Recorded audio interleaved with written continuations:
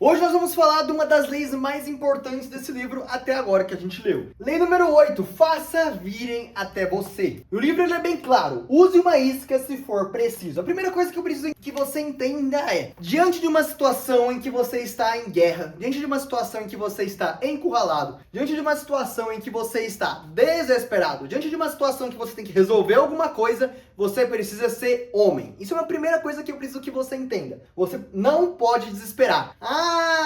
Pessoal brigou comigo, meu chefe tá bravo comigo, minha esposa tá brava comigo, minha mãe quer que eu resolva alguma coisa, minha namorada terminou comigo. Você é homem, você não pode desesperar, você tem que manter o controle, você tem que manter a postura. Por quê? Porque você aprendeu que quem mantém a postura, no final, consegue olhar melhor todas as outras situações ao seu redor, tomar a melhor decisão, não se fadigar com decisões erradas e conseguir vencer no final. Não ficou muito claro para você? Então calma lá que você vai entender. Um bom exemplo para você entender como você não pode se desesperar com uma guerra. Na sua vida, não necessariamente uma guerra física, mas pode ser uma guerra psicológica, pode ser uma guerra com outra pessoa, pode ser uma guerra de situação, que nem a gente já comentou. E como que você vai manter o controle da situação, fazendo as pessoas virem até você? Nós vamos conversar então sobre 1905, Japão versus Rússia, que é algo que está aqui, ó, nesse livro. Para caso você queira ler sobre esse evento no seu livro que você tenha comprado,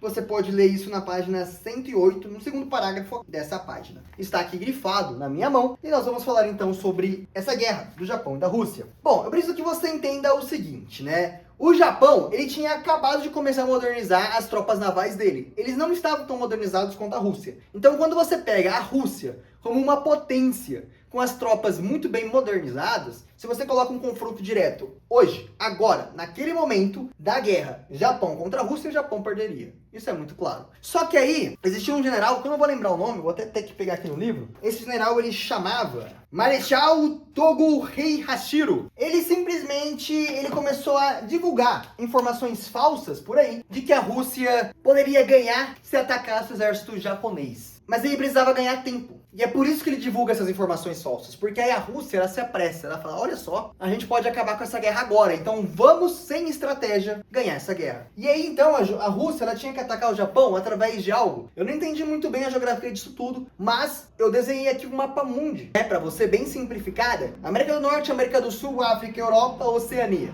De maneira bem simplificada, nós temos que eles deveriam, de certa forma, a Rússia passar pelo que a gente chama de Estreito de Gibraltar. Só que existia um problema. Esse estreito, ele era controlado literalmente pela Inglaterra. Ela estava controlando toda essa parte aqui. Então, os russos, eles tiveram que pegar e dar uma volta aqui pelo Cabo das Tormentas, passar o Cabo da Boa Esperança para poder atacar o Japão. E o que aconteceu então a partir desse momento? Você entende que existe um desvio de rota muito grande para você fazer de navio, que ao invés de passar por aqui, você tem que pegar e fazer todo esse caminho aqui? Pois é, quando as tropas russas passam pelo Cabo da Boa Esperança, aqui, ao norte, sul, leste, oeste, então sudoeste da África, mais ou menos isso, né? Quando as tropas russas passam pelo sudoeste da África, os japoneses espalham uma nova notícia falsa. Os japoneses espalham que eles iam contra-atacar. Então, a partir desse momento, até as tropas russas chegarem até os japoneses, era um detalhe de extremo caminho onde elas estavam apreensivas. Elas olhavam para todos os lados dentro do navio, sem saber em qual momento os japoneses iam atacar. E aí, isso causou uma fadiga psicológica nas tropas russas. E quando elas chegaram para enfrentar os japoneses, apesar da superioridade bélica delas, os russos eles foram eliminados. O Japão venceu. Eles ganharam esmagadoramente da Rússia. Então, qual que foi a grande ideia? O Japão ficou quietinho na dele. Ele mexeu com o ego da Rússia para que a Rússia se deslocasse com as suas tropas, não passasse pelo Estreito de Gibraltar estrategicamente, tivesse que percorrer um outro caminho 6.000 milhas maior do que o que eles percorreriam, simplesmente para não ter que lidar com a rainha dos mares, a Inglaterra. E aí, além de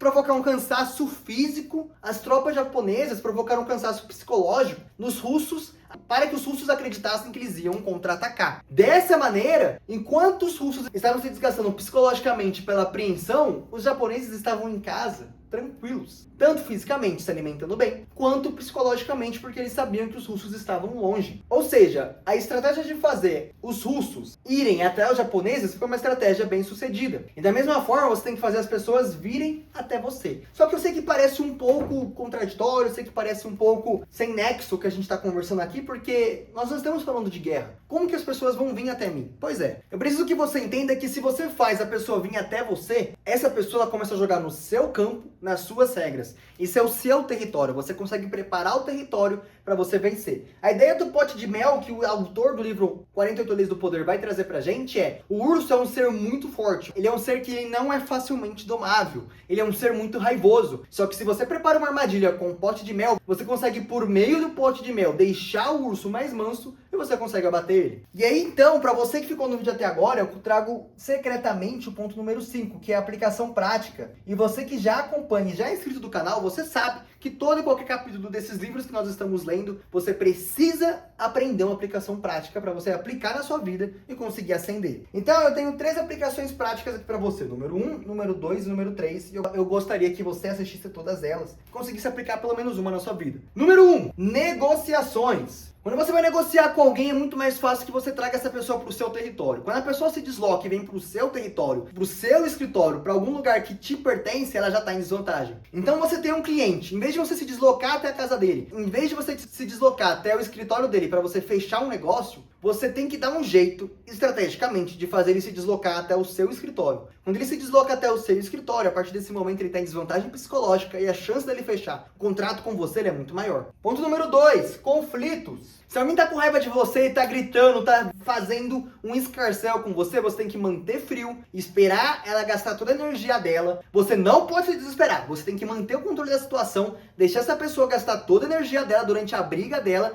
Você só escuta, você se mantém neutro, e quando ela cansar, olha só, olha bem pra mim, ela vai cansar. Você vai atacar com toda uma lógica fria em cima dela, e aí depois que ela estiver cansada, obviamente que ela já falou tudo, fica muito mais fácil dela conseguir acatar o que você está dizendo. E aí, em questão de relacionamentos, vamos falar de sedução ou interesse. Não seja aquela pessoa chata que fica mandando mensagem o tempo todo para tentar conquistar uma garota ou tentar conquistar um homem. Tente usar uma isca, seja minimamente interessante. Você sendo interessante e misterioso o suficiente, essa pessoa ela vai ter que mover um pouquinho de energia para conseguir conhecer um pouco mais de você. E aí a necessidade dela vir até você e te conhecer, essa necessidade ela aumenta. Essas pessoas precisam ter um papel ativo na busca de virem até você. Então lembra sempre da frota russa contra o Japão. Eles estavam navegando mais de 6.000 milhas a mais, crentes de que eles iam vencer. Só que eles acabaram indo até a própria morte. Não seja esse navio cansado, não seja esse navio exausto psicologicamente e fisicamente. Seja um navio que fica lá esperando os russos chegarem cansados e aí você abate eles. Eu sei que essa é uma lei um pouco mais complexa, eu sei que essa é uma lei um pouco mais difícil de conseguir compreender, mas eu achei genial essa história de 1905, e se você gostar de história, você vai conseguir encontrar vários paralelos dentro da nossa história recente sobre momentos em que isso aconteceu. Então com certeza esse vídeo te ajudou e te agregou em alguma coisa, principalmente aqui na parte prática. E para você me ajudar também, é só você descer aqui embaixo e deixar um like nesse vídeo, que aí o YouTube entende que esse vídeo foi bom para você, ele vai recomendar para mais pessoas, isso me ajuda no meu trabalho. Eu também te convido a você assistir a playlist das 48 Leis do Poder, onde nós falamos já sobre 8 leis além dessa daqui. Nós falamos a lei da 1 até a 7, também sobre a lei 23. Nós vamos terminar esse livro aqui juntos. E se você quiser acompanhar sobre as próximas leis que ainda estão por vir, que ainda não saíram no canal, é só você clicar aqui embaixo em se inscrever e ativar o sininho, que você vai ficar por dentro das notificações